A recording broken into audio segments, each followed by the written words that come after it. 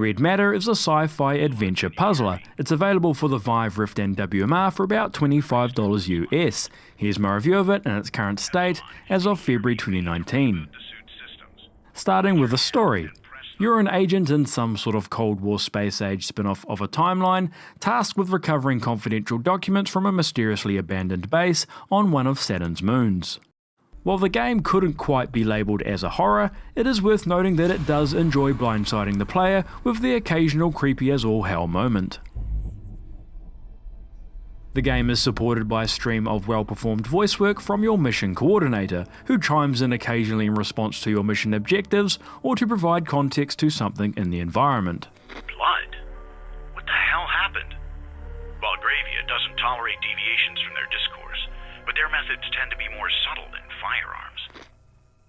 The game is full of small details, be it the leftover correspondence of former inhabitants or random interactable objects in the world.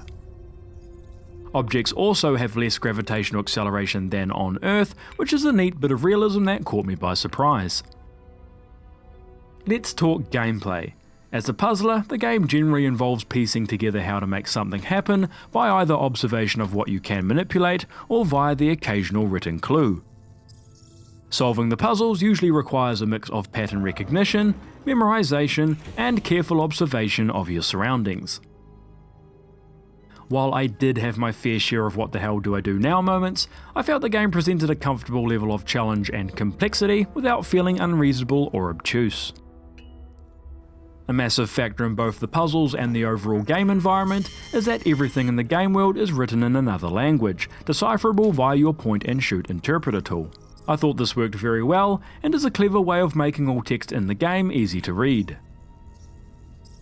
The game took me around 3.5 hours to complete, which is about what I'd expect at its price point.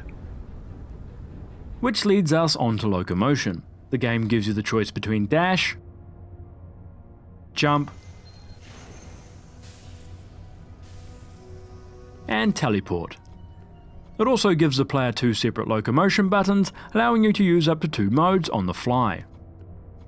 The game also supports artificial rotation, which can be used with a fairly rough looking vignette. Also worth mentioning is the option to have items zapped to your hand from a distance, which I'd love to see more games adopt. Shout out to spinal arthritis.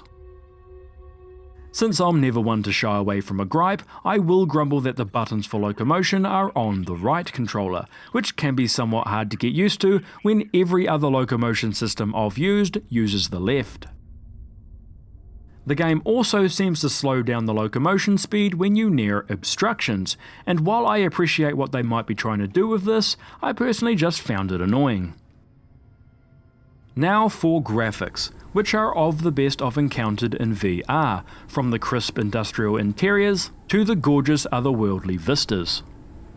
As for settings, the game lets you adjust shader quality, shadows, and pixel density. Performance-wise, I found it smooth sailing with near maxed out settings on my 1070. That leaves us with a verdict. The graphics are amazing, the puzzles are diverse and challenging, the narrative is intriguing, and the game world surprisingly convincing. For the price, Red Matter is easy to recommend.